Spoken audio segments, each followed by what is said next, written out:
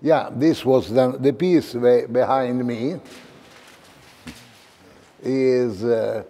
has been done in 1971, filling up a lecture room where I had to have, being artist in residence in a school of art and design in Minneapolis.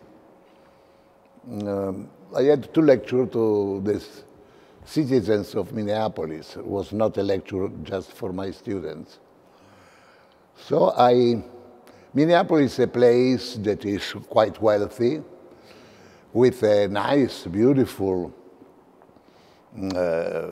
cultural activity, but they are quite frustrated because they are not New York or Los Angeles and San Francisco. So they feel they are in the middle of nowhere. So I called this installation Midwestern Ocean. No? Here you have the ocean you don't have in front of your town. You know? And I filled up that lecture room with those stripes of paper. Was a work I've done with my students that time. And to everybody was coming in, was given a pair of scissors, and everybody could design his own itinerary. So from different entrances, they actually met in the middle. In the middle, they prepared a sort of the huge room. They collected the stripes were cut, using them as seats. And there I came and I lectured about the fact that everybody of us can be an architect. Is a matter only of excavating inside of yourself, and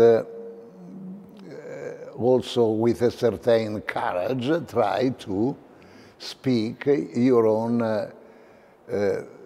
language, visual language, in a scale of architecture of a space. You can do that. It's only a matter of concentrating and try to understand what the hell you're doing. No? And this is quite important because everybody, when you speak about an interior or a piece of architecture you want to build, you delegate this possibility to other people, to professionals. But professionals, very seldom, they are aware and careful in interpreting the desires of the clients. They impose their own point of views, nothing else.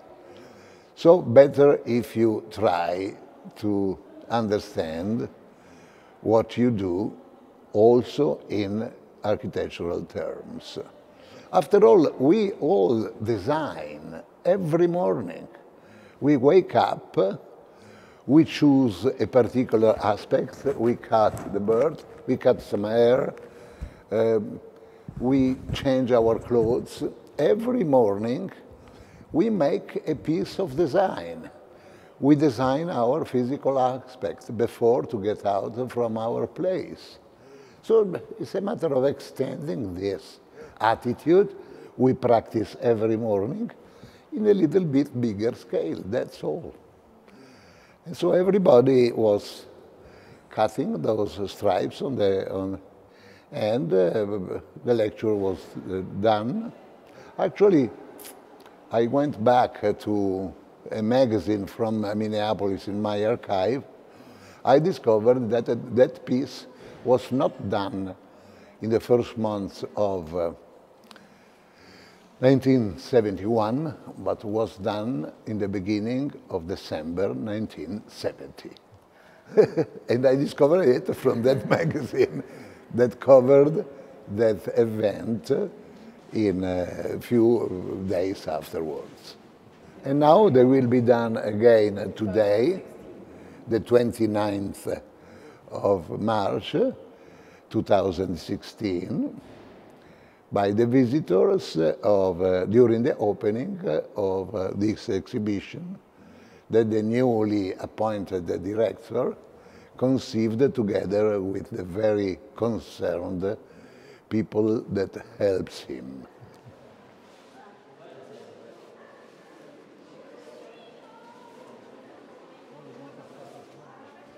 Yeah, relationship of architecture and nature is different through the centuries, and it's also something that every civilization questioned somehow.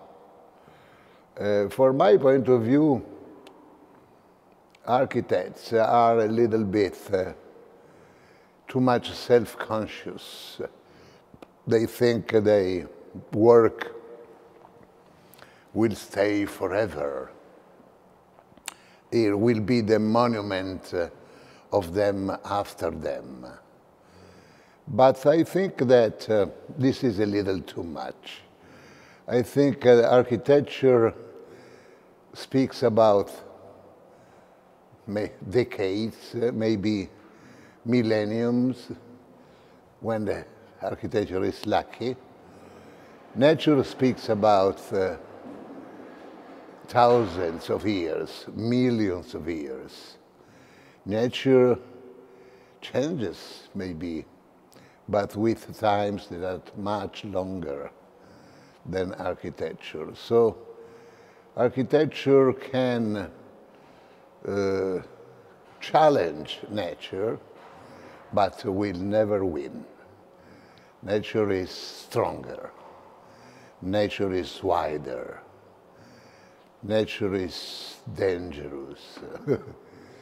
But it's dangerous only if you are stable, static. You are a farmer, for example. So nature begins to be the counterpart. Your survival, the work you do as a farmer or as somebody that raises animals can be challenged by nature. Nature, your survival depends how nature behaves. If nature is gentle and kind, your cultivations will be safe. You will be happy because you collected a lot of earth products. And so for your animals, they will not be killed by floods, by lightnings, but they will do their job. And you will have your profit. But this is the point of view of the ones are fixed in a place. You know? They take their survival from that place. I think that when man was nomadic, was part of nature. I think that so he was behaving as any other animal, changing their location when seasons were changing. Animals and also vegetables, also trees, bushes, they grow in a certain kind of climate. They prefer certain climate. They adapt to certain climates. If you go more south or more north, the migrations of those vegetation will be quicker or slower. So when man was nomadic, was part of nature, was totally integrated, was part of nature. So there was not the concept of of architecture. The nomadic people was recognizing architecture in nature. A cavern could be a huge possibility of hosting an entire village inside. When you were running out of caverns, you were building your own handmade cavern. Or in following civilizations, you were inventing an existence minimum. You were inventing a foldable cavern, a tent, like the teepee of the American natives. For example, we are calling Monument Valley in the south of Utah Monumental Valley, because of those kind of rocks that are there. I think, and the nomadic people, the Navajo, we are inside of a huge Navajo reservation with Monument Valley also. The Navajo calls what we call Monument Valley the Valley of the Temples. Those rocks are not monumental for them. There are their own temples. So a rock can be a temple, a cavern can be a village or a house. So you don't need to, or you can build your own if you are running out of temples and caverns, but you are totally comfortable in nature. Nature is not anymore a counterpart. Nature is you and what surrounds you. And this is the great difference in between nomadic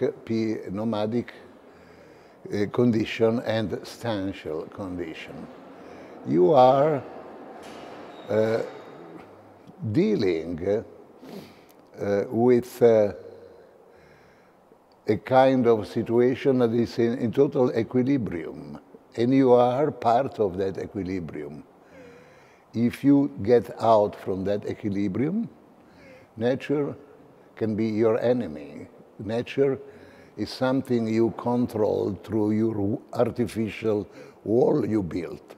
Through that wall, through that window, you control how nature behaves, how the nature can become an enemy or behaves well for your own goals. So nature is important when you are part of that. Can be a problem when you are not part of it anymore.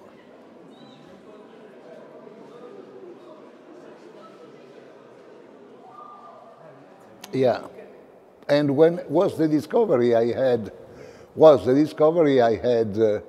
made when I was there. I was traveling through the southwest of the States, mainly in the locations where many reservations of Native Americans are. And I discovered that most important conceptually and linguistically achievement of them and for us is a very great discovery I thought I made, is that the highest conceptual and linguistic point you can reach today is recognizing architecture in nature. Recognizing architecture in nature is the most equilibrated and the most important achievement you can make. Not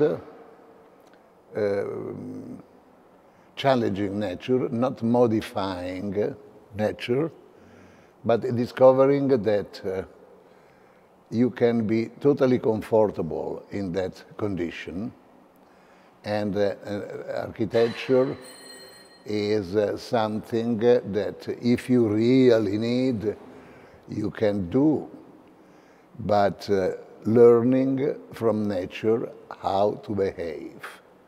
This is, I think, is quite important. So, for my point of view, after that lesson that nature gave to me, I came back. I took pictures of those rocks, of those natural conditions that were important for my notes, and I call them unconscious architecture. Nomadic people does not know that makes architecture recognizing it in nature. So I collected those pictures in a suitcase, and I brought back to the place of my residence that suitcase that I called Already Seen Portable Landscapes. I had to say, already seen portable architectures.